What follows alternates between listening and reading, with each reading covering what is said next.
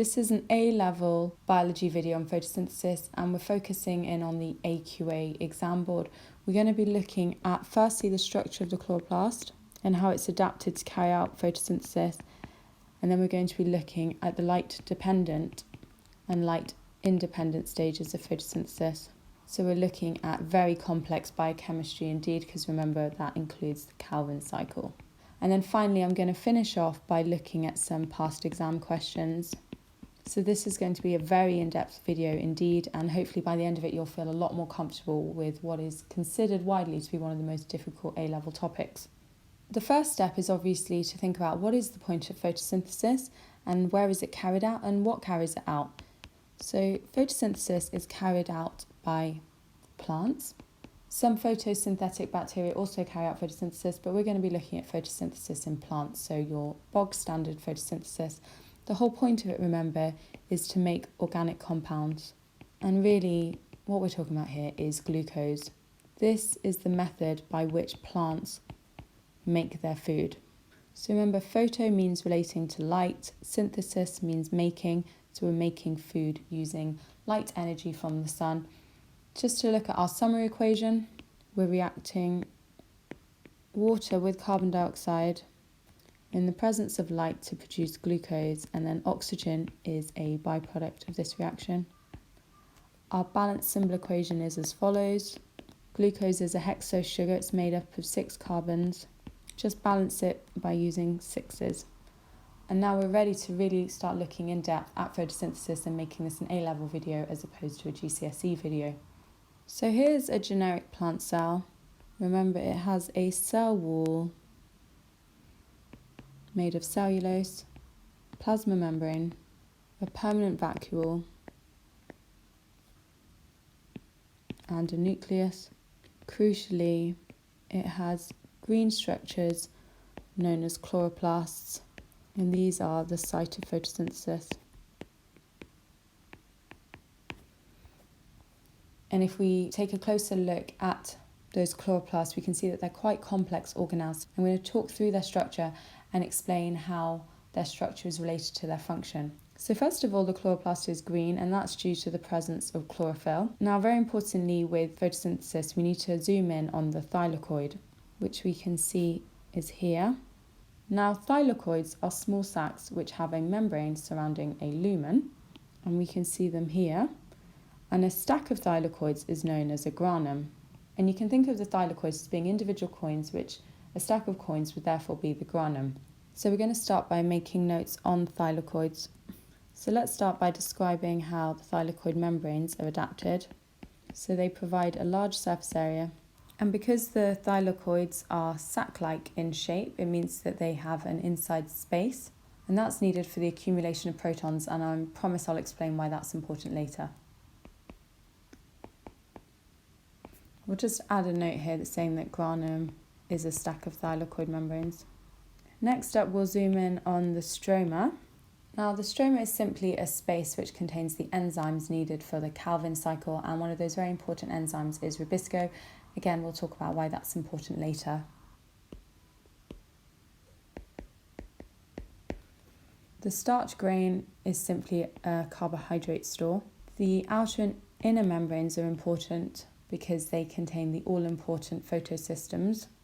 Now we're ready to look at the biochemistry of photosynthesis. So the first thing you need to know is that photosynthesis is split into 2 stages.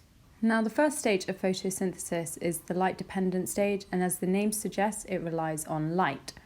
So what happens here is that the water, which remember is a substrate of photosynthesis, absorbs light and is split into oxygen, hydrogen ions, and electrons.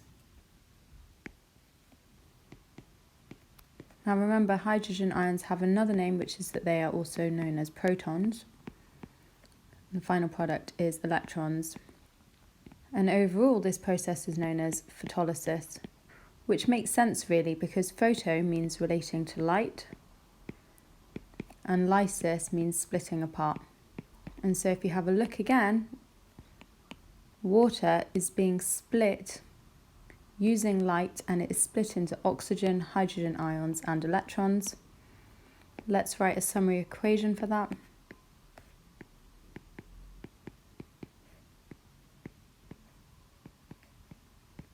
And we can see here that oxygen is a byproduct, and that explains why oxygen appears on the right-hand side of the photosynthesis equation. Now we're going to get slightly more complex by looking at the products of photolysis, and first of all we're going to look at these electrons over here. Now the electrons released by the photolysis of water enter photosystem 2, which is present in the thylakoid membrane, and we're going to write that here. Electrons enter photosystem 2, which is in the thylakoid membrane. And at this point I'm sure you're wondering, what is photosystem 2? And so it makes sense first of all to state that a photosystem is a group of pigments located in the thylakoid membrane. The most important of those pigments is chlorophyll A, and chlorophyll, I'm sure you've heard of before, is a very important pigment involved in photosynthesis. And the last thing to point out generically when we're talking about photosystems is that there are two photosystems, photosystem 1 and photosystem 2, and the one that we're first interested in at the beginning part of the light-dependent stage of photosynthesis is photosystem 2. So going back to these electrons which have been released by the photolysis of water, the electrons from those water molecules enter photosystem 2 first. Confusing, I know, but the photosystems were named in the order that they were discovered, not the order that they're used. The chlorophyll in photosystem 2 absorb light, and when they absorb light, the electrons gain energy or become excited. The absorption of this light causes a process called photoionization of chlorophyll, which releases the excited electrons into a series of proteins called the electron transfer chain.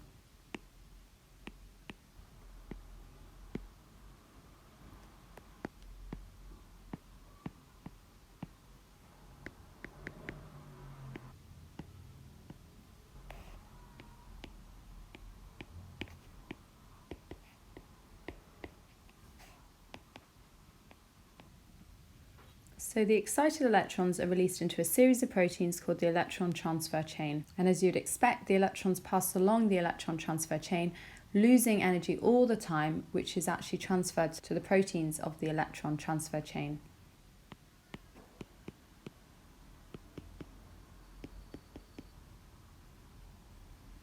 So if we have a look at what's taking place in this diagram, remember that we're still looking at the light-dependent stage of photosynthesis. So here we can see that light has caused the photolysis of water, releasing oxygen and hydrogen ions, as well as electrons.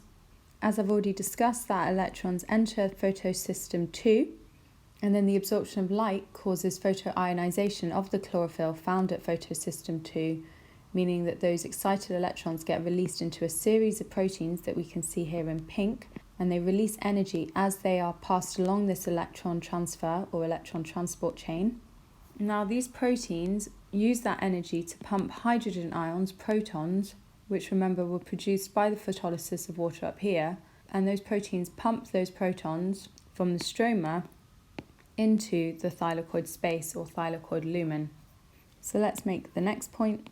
Proteins use this energy to pump the protons or the hydrogen ions produced by the photolysis of water from the stroma into the thylakoid lumen or space.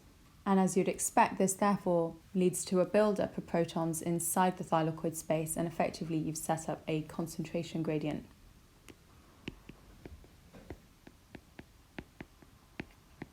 And just to reiterate, we can see those hydrogen ions being pumped from the stroma through those protein channels into the thylakoid space, the thylakoid lumen, so we're getting a large buildup of protons, hydrogen ions within the thylakoid space. And because we have that concentration gradient, naturally they'll want to move back into the stroma, and they're going to do that using an enzyme, which we can see over here called ATP synthase. So hydrogen ions pass back across the membrane through an enzyme called ATP synthase. And as those hydrogen ions pass through the ATP synthase, they provide the energy required for the ATP synthase to produce ATP from ADP and an inorganic phosphate. And as you can see, the hydrogen ions are passing through here, nice and passively because they're going from an area of high concentration to an area of low concentration, and that enables that ATP synthase to combine the ADP plus that inorganic phosphate to produce ATP.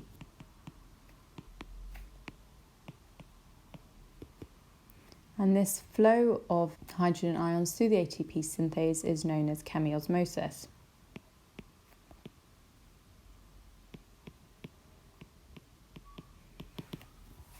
Why is it called chemiosmosis? Well, osmosis because it's going from an area of high concentration, here, lots of protons, to an area of low concentration, here, few protons, and rather than it being related to water, it's related to protons, so that's why it's chemiosmosis. And finally, why is it chemiosmosis rather than chemidiffusion? Because it's a partially permeable membrane.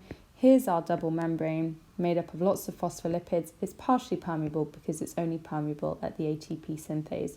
So the next stage of our story, of our photosynthesis journey, is to describe what's happening to that electron which got spat out by the first electron transfer chain.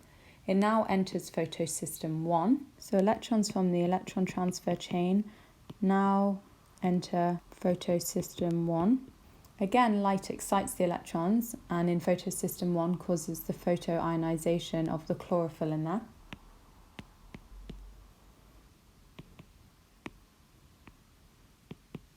The released electrons enter another electron transfer chain, which again use the energy to pump protons into the thylakoid space. So we're very repetitive.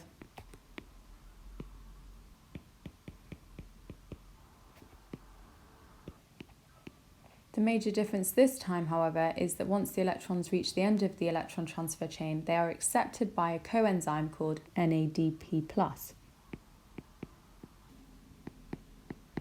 Now that NADP+ combines with those electrons that we've just mentioned, plus the protons that flowed through the ATP synthase to form reduced NADP, otherwise known as NADPH.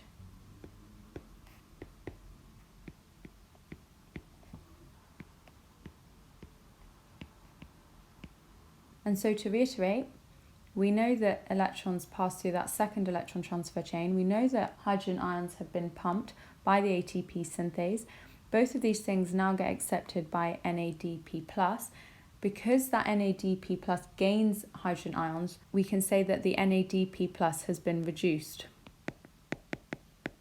Because remember, reduction is a scientific word of which one of its meanings is the gain of hydrogen. And so as we look, we can see that that NADPH has definitely gained hydrogen, and you can either write it with the H afterwards or just say that it's been reduced, because we know it's been reduced because it's gained hydrogen. And this is the end of the light-dependent stage of photosynthesis. We've used up water during photolysis, we've produced oxygen as a byproduct, and most importantly, we've produced ATP and NADPH, which are vital for the light-independent stage, which we're going to move on to now. We're now ready to turn our attention to the light-independent stage of photosynthesis, which you probably called the Calvin cycle.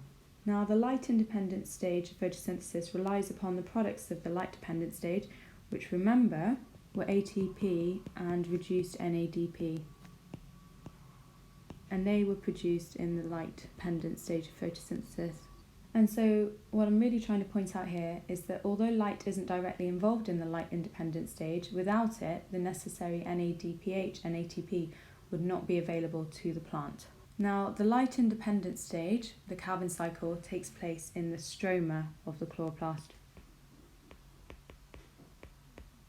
Whereas, remember before we were constantly talking about the thylakoid membrane and the thylakoid space, we're now talking about the stroma. The overall purpose of this stage is to produce carbohydrates that can be incorporated into glucose or other organic molecules, and it does this through a series of biochemical steps. So our purpose of the light-independent stage is to make glucose. So let's get into the nitty-gritty of the Calvin cycle, the light-independent stage of photosynthesis. Now the first step is the fixation of a molecule of carbon dioxide. And remember that carbon dioxide is one of the reactants on the left-hand side of the photosynthesis equation. Carbon dioxide is fixed to ribulose bisphosphate, which you may have seen written as RUBP. Notice that this process may also be known as decarboxylation. It means the same thing as the carbon dioxide fixation. Crucially, this is carried out by an enzyme called ribisco. Just notice for me that ribulose bisphosphate is a 5-carbon compound. It's so important that you know how many carbons are in all of these molecules. Now, the fixation of carbon dioxide to ribulose bisphosphate forms an unstable 6-carbon compound. And because it's unstable, it immediately splits into 2 3-carbon molecules of glycerate 3-phosphate.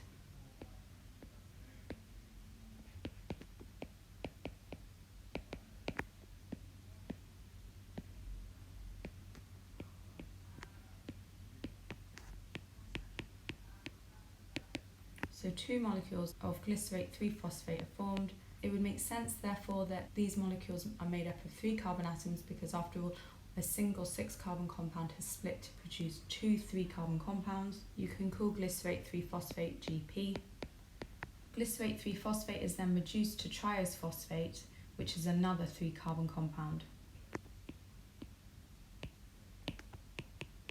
So GP, glycerate 3-phosphate, is reduced to triose phosphate.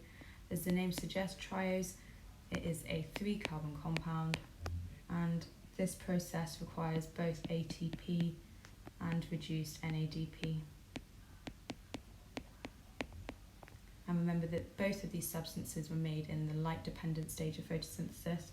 Let's just reiterate again. So we know carbon dioxide is fixed by the enzyme ribisco. An unstable 6-carbon compound is produced as a result, which immediately splits to form 2 molecules of glycerate 3-phosphate. And then, due to the presence of ATP and reduced NADP, that GP is reduced to form triose phosphate, a 3-carbon compound.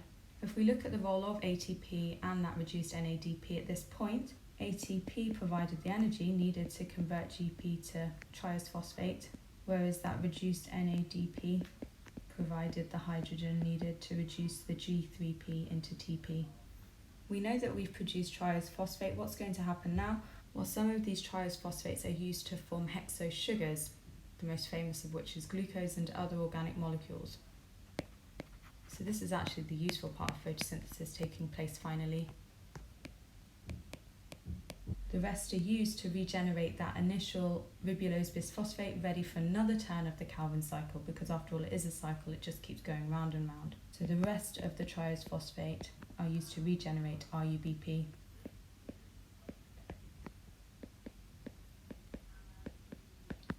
And so if you look at our overall equation for photosynthesis again, you can see that that water was broken down in the light-dependent stage of photosynthesis by the process of photolysis. I said that one of those byproducts was oxygen. The carbon dioxide was used in the light-independent stage, the Calvin cycle, and the product at this point was glucose. So we've been through step by step the Calvin cycle, but now I want to show you a diagram which shows the Calvin cycle pictorially, and that should help you understand it just a little bit more. So remember, we're talking about the light-independent stage of photosynthesis, and that takes place in the stroma of the chloroplast. To bear in mind, remember that we have that NADPH and the ATP, which was made in the light-dependent stage of photosynthesis. So at some point, they're going to be needed in the Calvin cycle. Because it's a cycle, you can start anywhere, but I'm choosing to start with ribulose bisphosphate, which is over here. Remember, it's a 5-carbon compound, and what happens is that the enzyme ribisco fixes carbon dioxide in the atmosphere to the RUBP, forming a 6-carbon unstable intermediate, which you do not need to know the name of.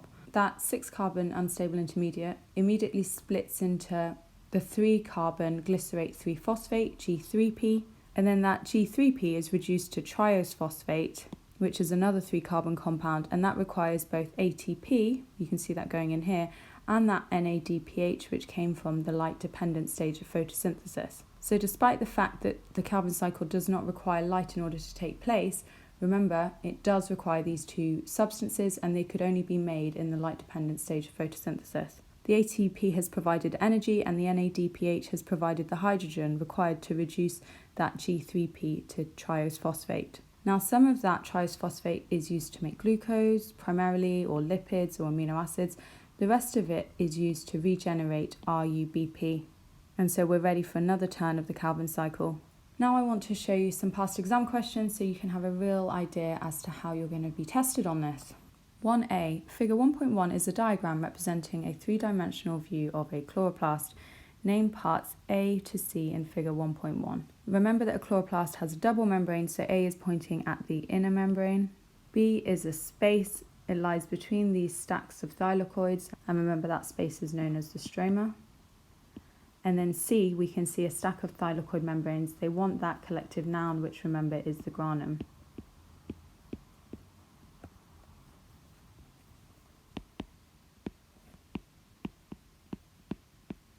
Describe two ways in which the structure of part C is adapted for its function. So here we're talking about the thylakoid membrane.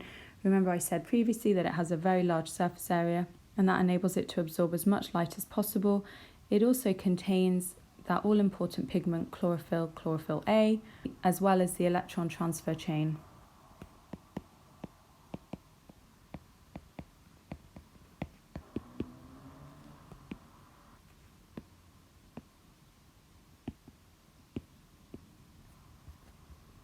The molecules listed below are all associated with photosynthesis. From these molecules, identify the enzyme. Well, this is interesting. This is really making sure that you know this in detail. That's rubisco, which annoyingly, remember most enzymes have A's in their name. Rubisco is an exception to this. A product of the light-dependent reaction that is used in the light-independent reaction. I keep talking to you about this. It's ATP or reduced NADP. It's up to you which one you put. A 3-carbon compound. Use the fact that there's a 3 in the name to help you here, so that's glycerate 3-phosphate. A compound that can be made from triose phosphate but is not part of the Calvin cycle. So remember that triose phosphate, most of it goes back to regenerate ribulose bisphosphate. The rest of it goes to make glucose or amino acids or lipids. So I'm going to pick out what I can see here, which is the amino acid. A 5-carbon compound. Very, very in-depth knowledge needed here. Remember that is RUBP, ribulose bisphosphate. A product of the light-dependent reaction that is not used in the light-independent reaction. Oxygen, for sure. Remember that's just a byproduct. I need to go check my list before I dive in. Yep, it's on there. Describe the effect of light energy in the light-dependent reaction of photosynthesis. So remember the effect of the light energy in the light-dependent stage of photosynthesis is, remember, to excite the electrons which were released by the photolysis of water, and secondly causes photoionization of chlorophyll, which remember releases electrons so that they can enter the electron transfer chain.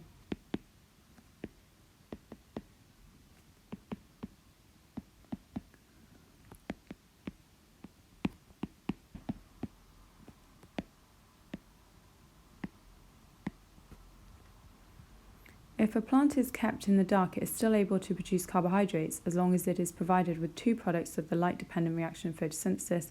Give the name of these products and explain their function in the light-independent reaction of photosynthesis. So I keep talking about this, NADPH and ATP.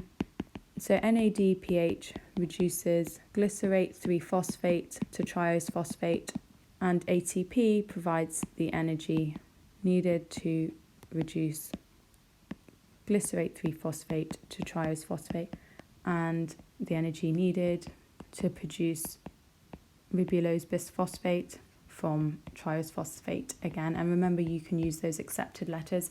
Right guys, I hope you found this video super helpful. I really busted a gut to get this out and make sure it was nice and detailed. So do let me know in the comments below if you found it useful.